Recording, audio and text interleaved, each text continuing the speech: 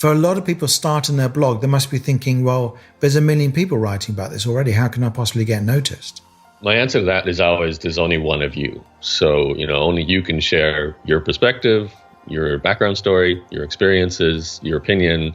Obviously, you have to care enough about a subject to have an opinion that other people would find valuable. Hopefully, you've lived some kind of experience to, share a story. So I think that's always the first place to start. This is the Ideas Lab podcast, where you can learn from great creative and entrepreneurial minds how to turn your ideas into original businesses, books, and brands. Because in a crowded world, it pays to stand out. This is your host, John Williams, best-selling author and founder of the Ideas Lab London. Is blogging still relevant? Does it matter in the age of social media? And if you're going to blog, how can you do it effectively so that it actually gets you results? Well, I'm very pleased that Yaro Starak has agreed to answer those questions for us on the Ideas Lab podcast. I've been following Yaro from somewhere around 2008, maybe even a little bit earlier. And he's something of a legend of the online marketing world. He started his first online business in 1999 when he was still 19 years old. He's never had a full-time job. And he's always had some kind of online business for the last 20 years, from selling services like essay editing and email management to buying and selling websites to blogging and digital products. So I'm really glad that we could dive into what really works in blogging these days and why we should all still be writing a blog.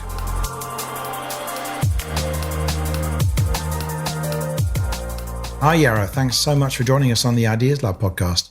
Happy to be here, John. Looking forward to it. Yeah, I've been following you since, I don't know when. It must be, I suspect, when did I get into internet marketing? 2008 or something like that.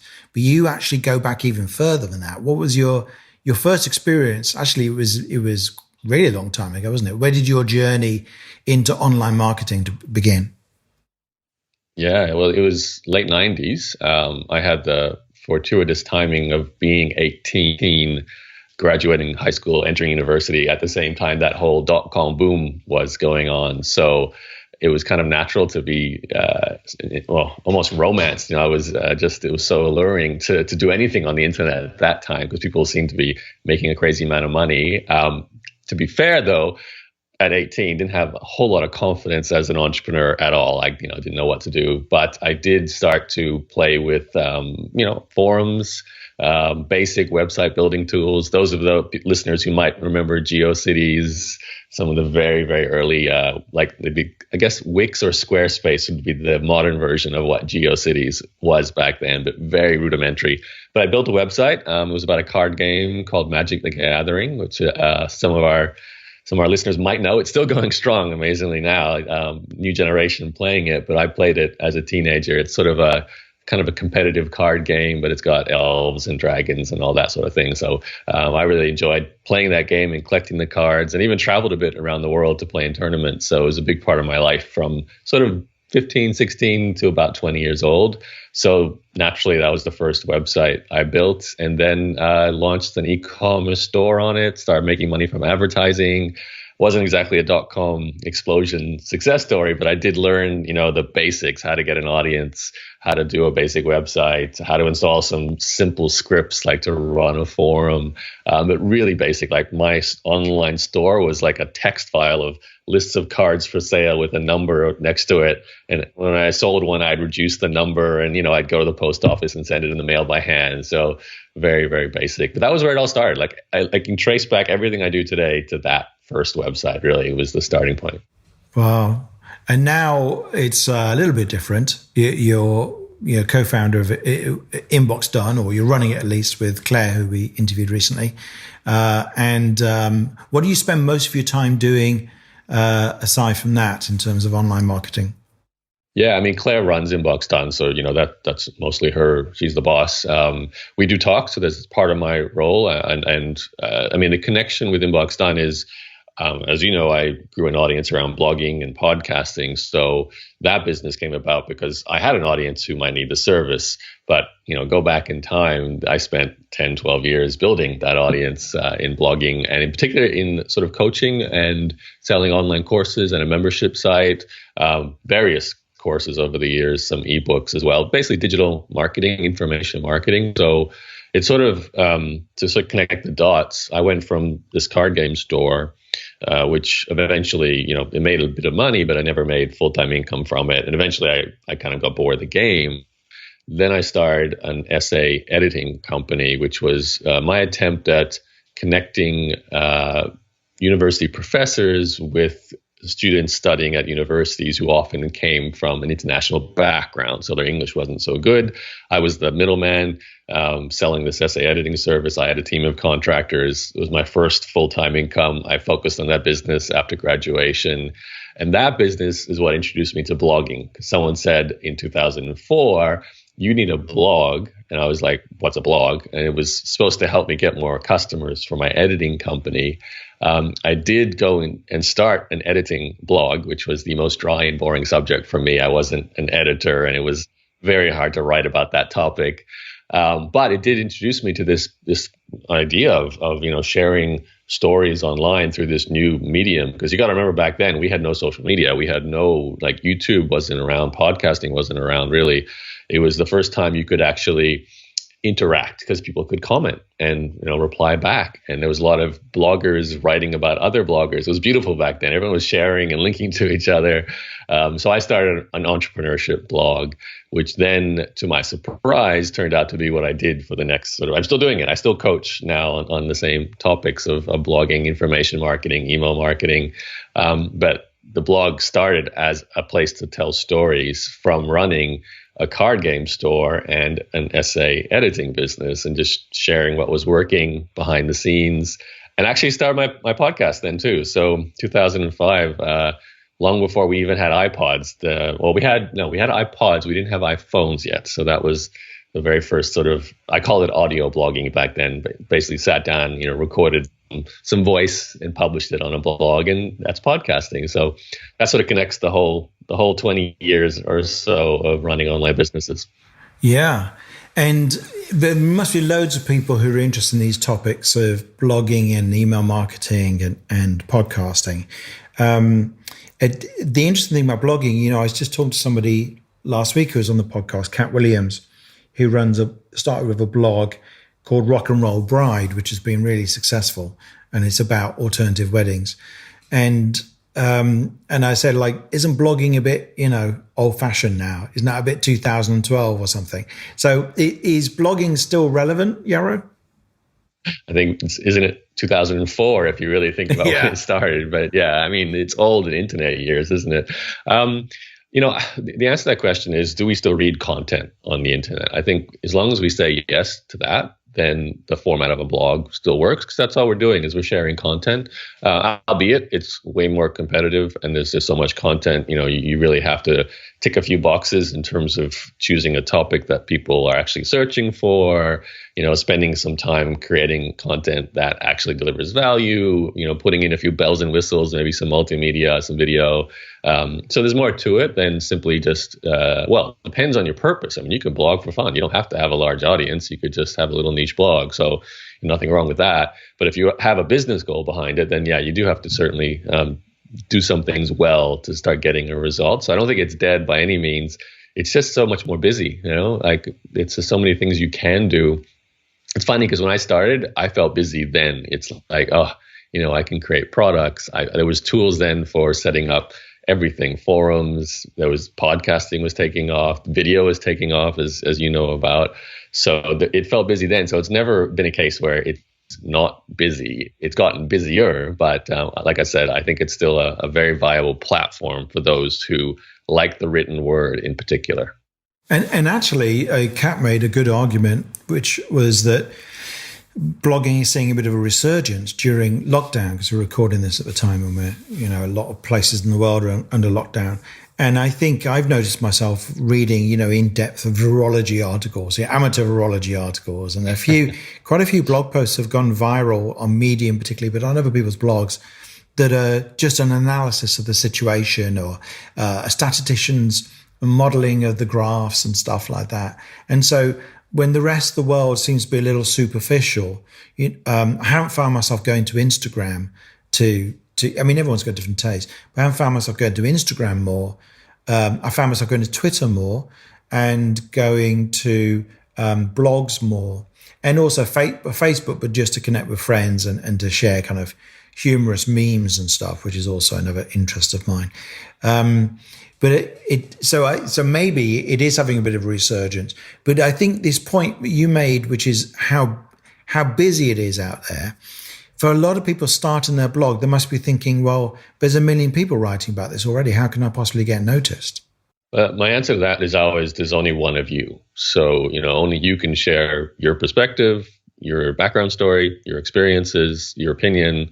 Obviously, you have to care enough about a subject to have an opinion that other people would find valuable. Hopefully, you've lived some kind of experience to, share a story. So I think that's always the first place to start, but connect that with maybe a bit of marketing research, doing a little keyword research, making sure it's using a topic. I'm actually working with a friend of mine right now who his career has been spent on stage. He's like a speaker, an entertainer, an MC. Needless to say, in this time we're living in right now, his entire business is completely shut down. There are no events, there's no conferences. And I've been kind of going back and forth with him as he tries to take what he does and do online coaching around that space. And basically, he's trying to refine what's his message. And I think this is actually one of the hardest things to do. I went through this myself too. When I decided to create a first course, it's like, well, what is it going to be on? Like, what's the need or the problem I'm trying to solve in this world? And at the start, it's tricky because you do feel like you can help a lot of people with a lot of different things. And the idea of just picking one little slice, it can be restrictive. And maybe, you feel like, is it the right topic? And for him, he's thinking about how basic things like how he increased how much he charges as a speaker, how he got the confidence to speak, how he can get the contacts with the decision makers in the events world, obviously in preparation for the world unlocking itself and events happening again at some point. But for him, it's like, what is that little message I can go out there? And, over the years, I've, like yourself, had the pleasure of interviewing a lot of people and coaching a lot of students. So you can start to see these patterns where one of my students was helping people with ADHD, another one with acne, another one with speed reading, another one with there's the chemicals behind shampoo and soap. So these are, very specific things, but they have these niche communities online. And I think if anything, today, the fact that it's so crowded also shows us that we can go find our little corner in the internet for almost any topic. Not every topic, but certainly there's a community that is spending money. That's the other thing to think about too. Are they actually spending money on product? Then you can find that and, spend a bit of time there, learn about them. I'm working on a behind the scenes project right now, and I'm going through this same process going, what's the hook? What's the thing I can deliver to people that makes them come back to my website over and over again? It's a research process. So, yeah. And I think also personality counts for something, doesn't it? Because I think, I talk a lot about niche with people and finding a good niche and a problem to solve.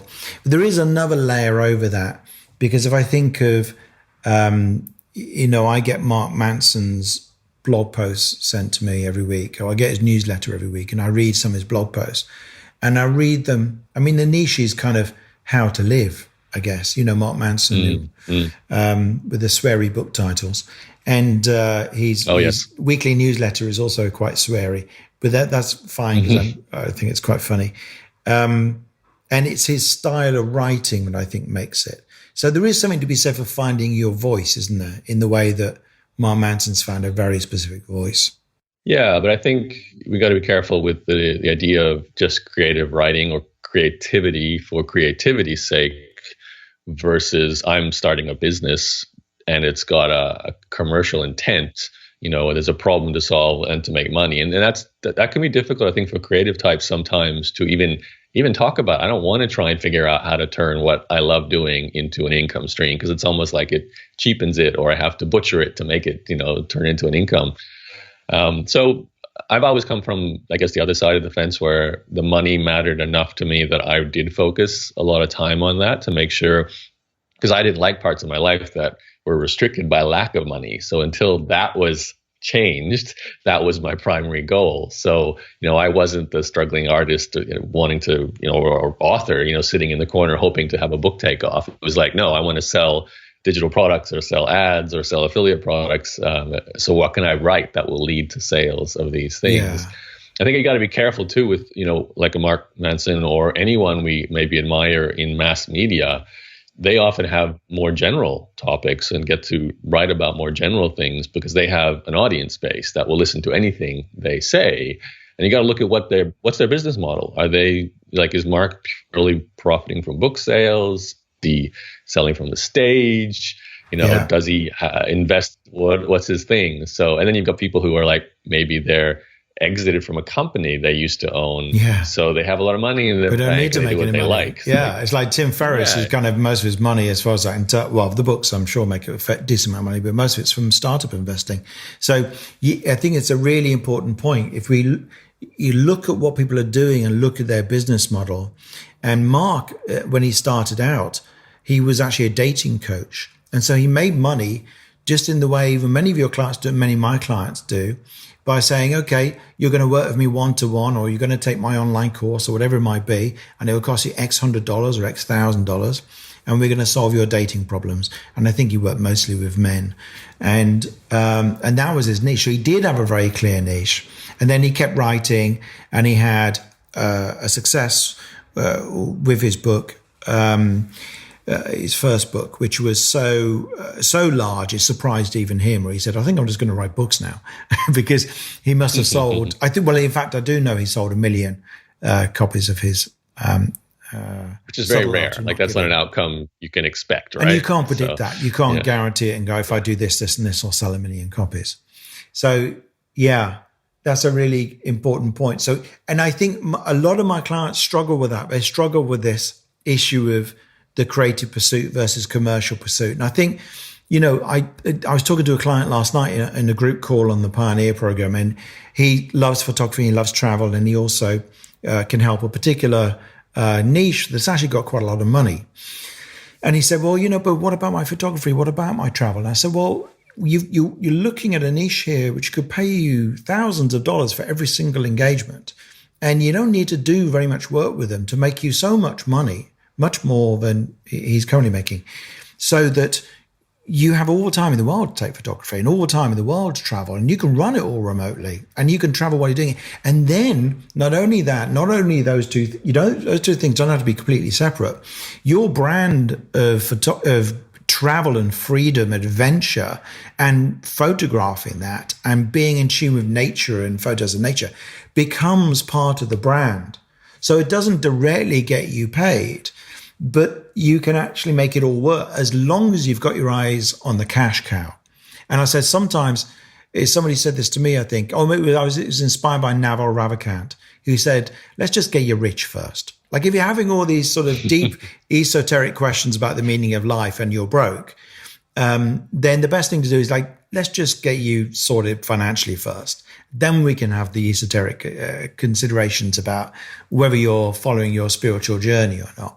Now, some people might disagree with me on that, but you can't contemplate that if you're not suffering from lack, though. You see, there's a connection. Yeah, I don't really buy that. It's like what he says is what Naval Ravikant says is, if you're founder of Angel List, is that once you become rich, you actually have this realization, like, oh, money doesn't solve my problems. So it solves. You're no longer in panic mode because you know you can pay the rent. So it takes you into a higher level of thinking. But it doesn't solve your relationship problems, and it doesn't solve your mindset problems. So they think, oh, now I can address those. I like that it does also switch your focus outward a bit. Like, when you do solve your own needs, you start to look at how can I help with other people's needs. So it's a nice switch. Yeah. And it stops you spiraling into a kind of narcissistic, neurotic, frenzy, which is very easy to get into. I've been there, I'm sure, at points in my career. Oh, everyone. Yeah, me too. Well, constantly in my 20s, I think. I was there all the time. Yeah.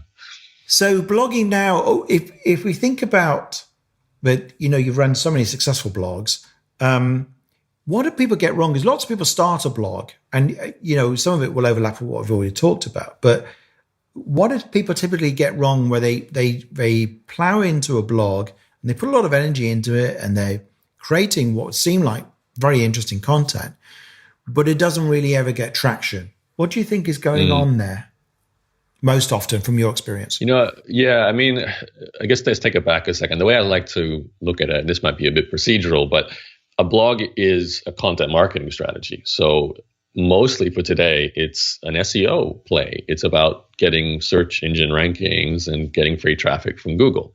So, that as a vehicle for building an audience, you have to remember that's what you're trying to do. Sure, there might be some viral distribution if someone, you write an article, it hits a nerve, it gets shared on social, but you're comparing it to your options. You've got content marketing for SEO, organic traffic. You've got paid marketing, Facebook ads, Google ads, Twitter ads, Instagram ads, and so on. You've got social as not paid, but spending time on social and hoping to generate an organic following there, whatever it may be, Instagram, YouTube. And then, of course, you've got, partnerships, joint ventures, like going on someone else's podcast and talking about what you do. So it's a vehicle for reaching an audience. And I think that's the way to look at it first, because then you think of it differently. It's not like, well, I'm just going to write and see what happens and hope it works out. And that's usually what leads to a blog that doesn't get any traction. And I also think it's worth mentioning, this for me was a big, massive realization at about the third, fourth year of my blogging process, was that a blog is just a place to make first contact with an audience and, demonstrate a bit of value, give some content, build some trust. But there's so much that needs to happen behind that. And that's when I discovered the power of email marketing. I didn't realize until that point, I'm doing this blogging thing to get more subscribers to my email list.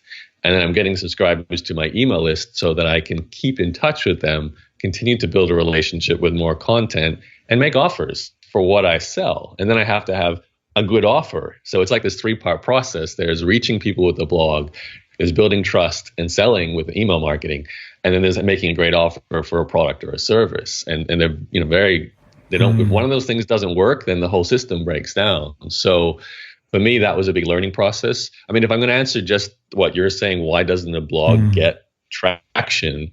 I would simply say you're not writing about the topics that people are searching for. You're not doing enough to build the authority of your blog, so you're not going to rank because every other site is ranking ahead of you.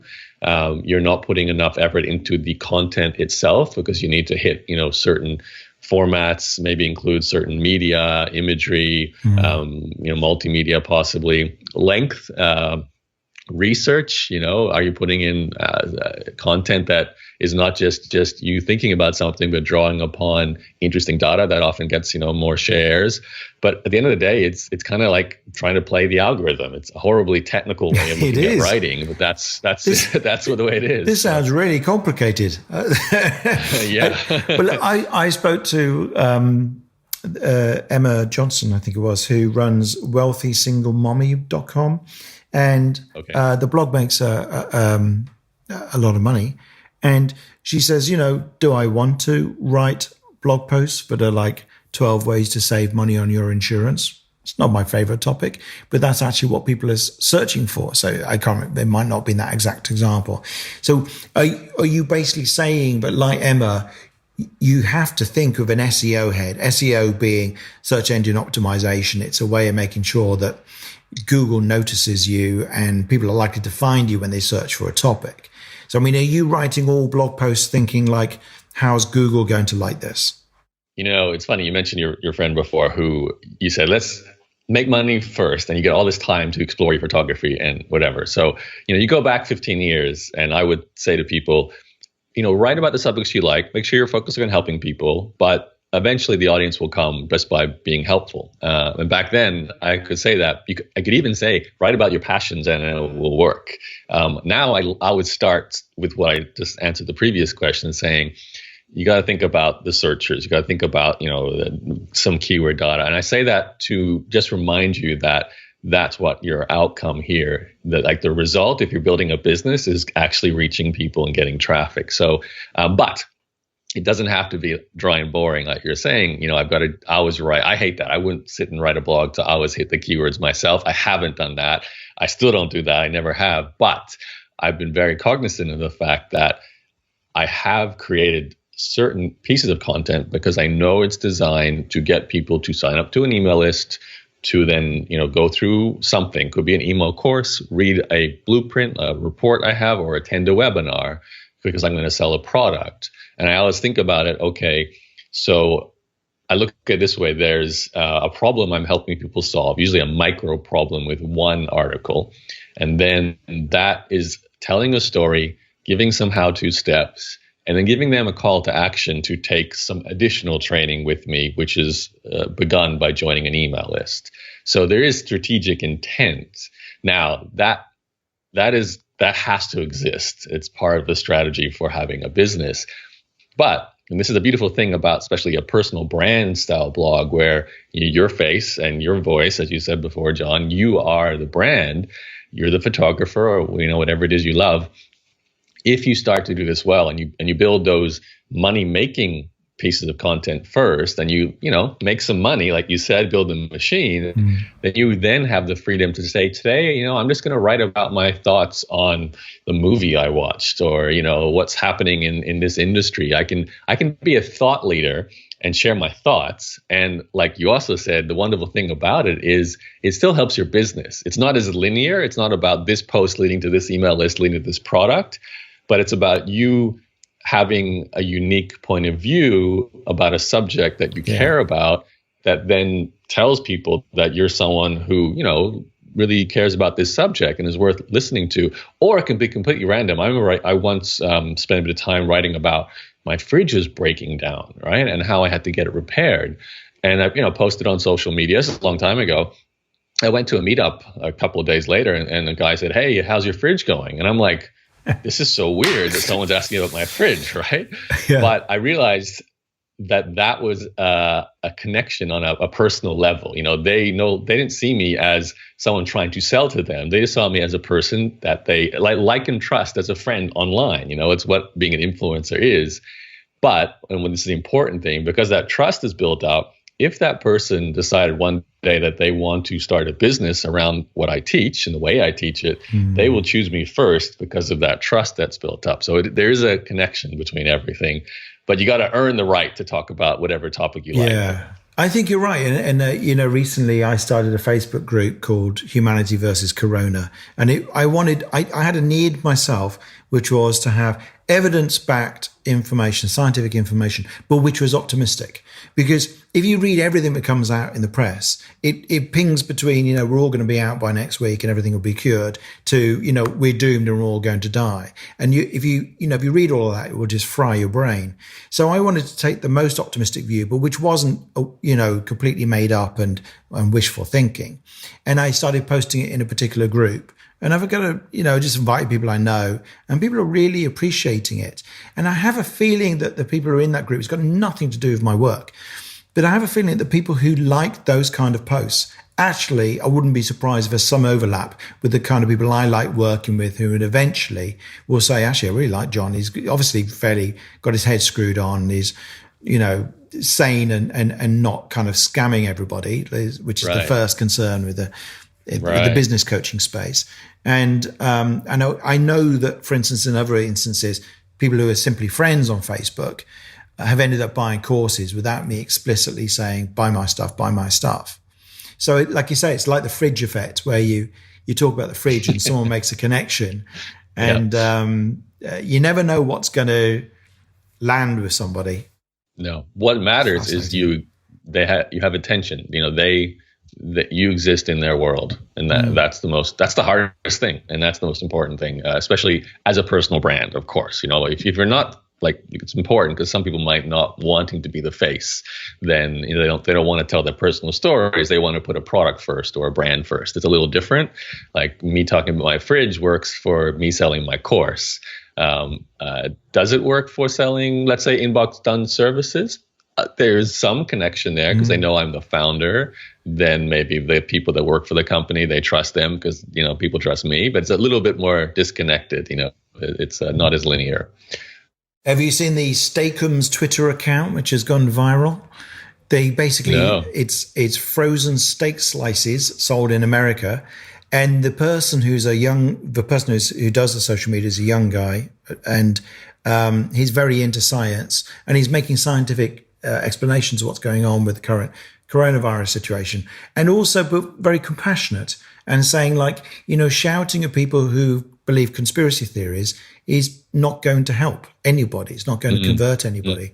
And so he's got this compassionate, reasonable voice, which means people have been writing blog posts about him and sharing it everywhere. And everyone went, wow, we never thought the savior in the pandemic would be the frozen steaks guy. So you never know how something unrelated might actually help you. But generally, I think your policy of go into it with some thinking about how all the bits connect up. And that makes me wonder, I've been reading a lot of Medium posts recently, Medium, the blogging format. How often people say to me, should I be blogging on my own website or on Medium or on something else? What do you say to those kind of questions? Yeah, it's interesting you asked me that now. The new project I'm working on, which I won't go into much detail, but it does have a similar aspect to Medium in the sense that I'm hoping to get public contributions. And I keep asking myself, what makes a person write to an external platform versus starting their own blog or starting their own even website? Could be Squarespace or Wix or just even their social media. Why not post it to your Facebook or something like that? Yeah. And I think the answer is very strategic. So if you choose to use Medium, it's because there's a pre-existing audience you expect to reach there. There's some viral distribution you might get internally within the platform. It obviously has established authority, so you could rank easier without having to build a whole new domain name, new blog, etc. So if your strategy is not to focus on a content play and build a blog and over time grow the authority, publish lots of content, and own that platform, then it's way easier just to go, I'm going to publish a few articles on Medium when I need to, and that works. Plus, it's most importantly, it's really easy there. Let's face it, it's a very basic editor. You go in, you type a title, you type a post, you click publish, and you're good to go. So that makes a difference. But I've had this challenge myself. Like, I write a blog post and I think, well, this should be my LinkedIn article. This should be a Facebook post. It should be on Medium, not to mention all the other similar platforms that are out there. And I'm like, when do I choose to put where? For me, it's always been default my own blog because it's 15 years of doing that. But if you're starting from scratch, you got to really think, am I in this for the long haul, or am I just going to publish now and then? But I do think, and I've been saying this for a long time, it's always best to own the asset if you're in a game for a long time. So the number of people who have had social media followings disappear overnight, had a YouTube channel canceled, losing all their followers, having their Medium account deleted overnight as well. But no one can delete your email list, and no one can delete your own website, your own blog. I mean, you could have it deleted, but you can always get a new web host or, a new email provider. So those are assets you own. And I think they're the most personal in the sense that people don't associate it with anything other than you. There's a lot to be said about that. So I think it's, first of all, a strategic question. Are you in this for the long haul? Are you building an online presence all about you and your content? Then do your own website. If you're not, if you're a bit, you're the CEO of a company, you publish announcements now and then, Medium is fine, So right. So if you that makes sense. So if you just want somewhere where your content is seen, but we're not trying to do what you describe, which is write content that will draw people into what will eventually be a marketing funnel where they might buy something. If it's just, okay, I'd like as many people as possible to see this concept that I've written about, then maybe Medium is the right choice. Yeah. Yeah. I mean, again, it's a branding choice, a personal decision. It's hard not to argue for traffic first as well. Like, if you need traffic now, you probably will get something quicker from Medium, especially if you don't have a budget and you've got no ad spend. But at the end of the day, that's it. You're done. You post that on Medium. There's no benefit after it's posted on Medium. You're not building your own brand. You're building Medium's brand. That being said, of course, you can build your own platform on Medium as well. So there's all kinds of different angles to this. But let's not go down that rabbit hole. So I've been quite lazy about blogging, and I haven't written a blog post on theideaslab.org, which is my main website, for Why is that? a number of years, because I feel like when I write a blog post, it takes all my creative juice for the day, and it feels like quite a big topic. So what's your traffic strategy then for you if it's not written content? That's a very good question. Go after? You would think I would have one. well, you've got clients and customers. So I do, right? yeah. So I mean, I'm being a bit flippant, but so there's the books and there's social media presence, and we run Facebook ad campaigns occasionally, but I should be blogging, but persuade me, Yarrow. Give me some motivation here. Will it pay off? Well, everything's a split test. Do you want to spend money on a paid ad campaign, or do you want to spend time on growing a blog, and then you won't have to spend as much on a paid ad campaign because you're getting, like, I've been getting 2,200 subscribers to my email list every single day since 2006. It's gone up and down over that time, but every single day, whether I'm traveling the world, sitting at home doing nothing, there are people discovering blog posts, enjoying an email list. And that's why I've been able to sell my online courses and my products, my membership site, consistently for about 10 years. Well, take them offline, create a new version, etc. But they always sell. And that's without spending on ad campaigns. That's without being a crazy everyday social media person.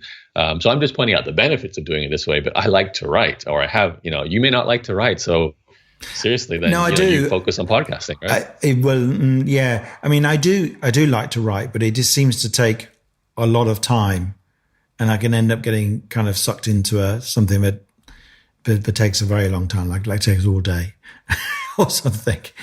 Well, and you probably have something that works. Here's the thing: like, when something's working, that usually is what draws your attention. So you're like, well, I'm going to do more of that, or something maybe you enjoy as well. Like maybe your paid ad campaigns are working to get customers as well as your book, and this podcast is something you enjoy. So that's where you prefer to spend some of your, creativity.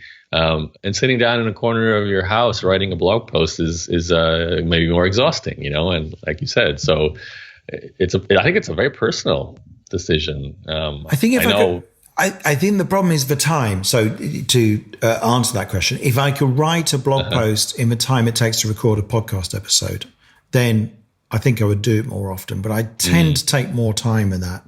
So how long does it take you to write a blog post? Does it vary massively?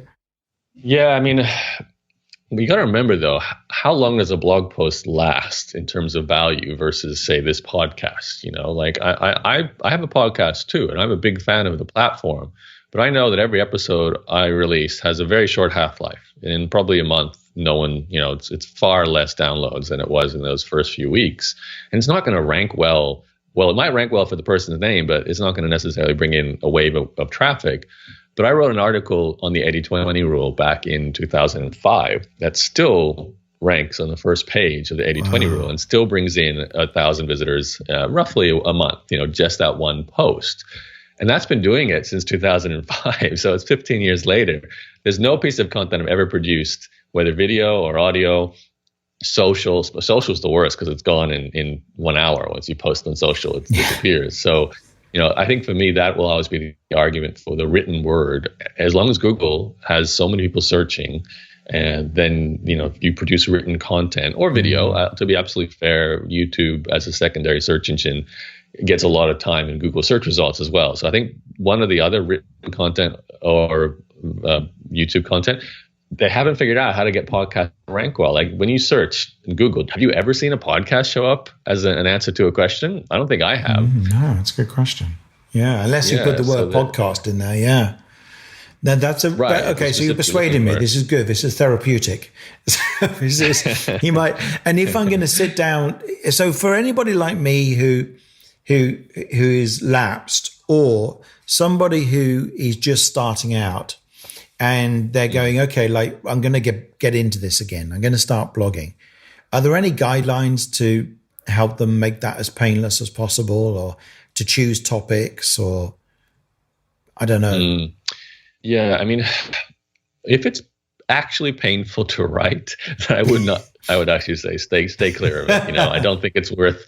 I never think it's worth trying to turn a weakness into an adequate thing when you can turn a strength into mastery. So I would always pick something you love doing, and go hard. And if great podcast can do wonders, a great YouTube channel can do wonders. So or a great social media platform can do wonders.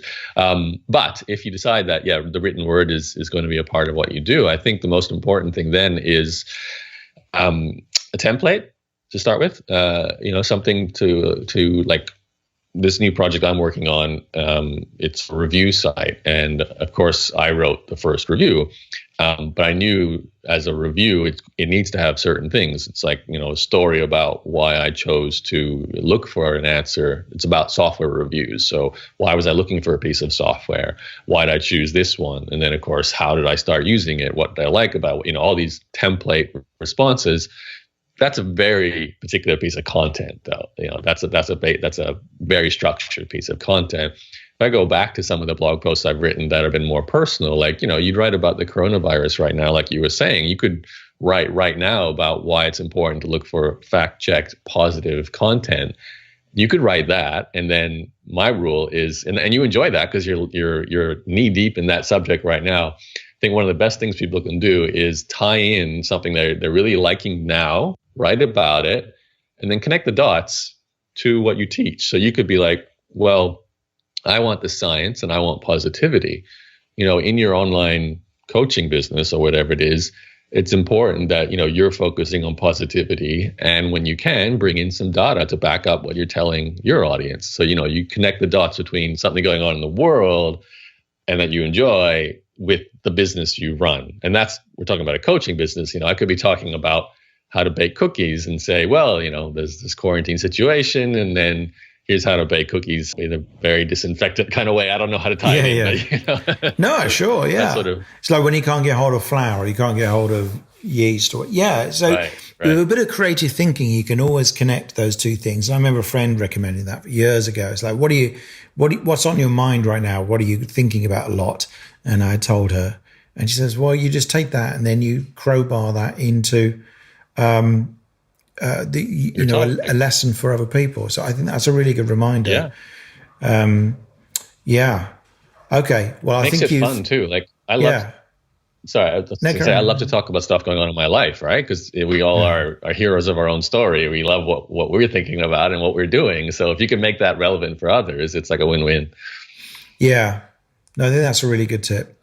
So, I mean, if anybody wants to know about, if there's anything any message you want to leave with people who are embarking on this blogging journey that will help keep them on the right track or motivate them, is there anything in particular you think you want them to know?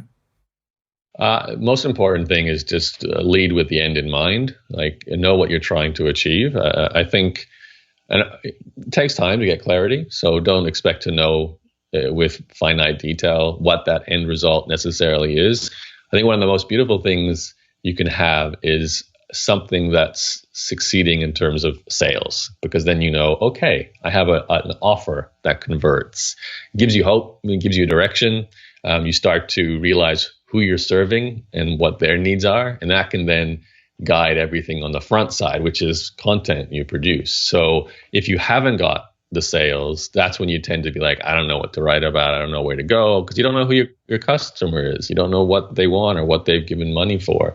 So it's a little bit more all over the place, and you have to get to that point, and that's your entire, like I say this to my clients, it's like your first goal is first sale. Like there's nothing else that matters in making that first dollar, because that will be first a very personal, motivating, groundbreaking moment in your life. But secondarily, it's proof of concept. It's target market needs something and they were willing to buy it from you. And that's a huge moment. So I think that's what everything should be striving towards, that goal. And then, then you can really expand, and you can do, it's actually because then you can write whatever you want to write about. You can start exploring different topics, knowing that you've got that business, that customer base that are there to learn the one thing or to buy that one thing from you. If you're not sure, though, I think it's like I've got a lot of students over the years who they keep coming back to me like 1 year, then 2 years, then 3 years. They still haven't found that right topic or that right slice of a market to make money from. And of course, it's always something about them that stops them. They never follow through enough. I think that's important too, is yes, you are trying to help other people, but if there's not something inside you that enjoys or is enjoying some part of that process, you're never going to do enough consistent work to get the outcome. So yeah, you've got to do that inner work to figure out what it is you want to spend time on every day, no matter what the format is, blogging or social or podcasting or video. What is it? And it's funny because my next business, I'm trying to take the Yarrow out of it. I don't want to be the content creator, the personal brand, trying to separate. So that's another way of going about building a business. Okay, no, that's really interesting, and you've inspired me, and I like that. Start with the end in mind. So for me, that would really be about traffic, given everything else is in place and works, and I suppose putting people into building the email list. So that's a really good reminder. Think about what you want to get out of it, and actually work according to that aim, but do it in a way that you enjoy it. Otherwise, it's not going to work. Good summary. Yeah. No, I like it. Okay. So if people want to find out more about your blogging and everything you help people with, because you help people to sell online courses and membership sites using blogs and emails, where should they go to? If they want an actual training experience, I do a presentation called the Platform Launch Plan. So that's platformlaunchplan.com. It's basically like an hour and a half training where I take you through setting up a platform, which is another word for blog, your online presence. And I talk about everything we've talked about here, using the blog to grow the list, finding the topic, and then product creation too. Like, when do you sell a flagship course, a membership site, smaller, lower price products like ebooks and so on. Or just want to check out what I'm doing. Everything about me is at yarrow.blog, YARO, or you can just Google YARO. There's not a lot of Yarrows, so I usually rank on that first page somewhere. So yeah, that's great. Okay, well, thanks, Yarrow. I really appreciate that. It's been really good. No, thanks. I had a lot of fun. Good conversation. Thanks for listening to this episode of the Ideas Lab podcast. Please do subscribe, and if you've enjoyed this episode, it would be great if you could leave us a review. You can get links and details of everything mentioned in the podcast in the show notes, along with photos and video clips from many of our episodes. Just go to theideaslab.org/podcast.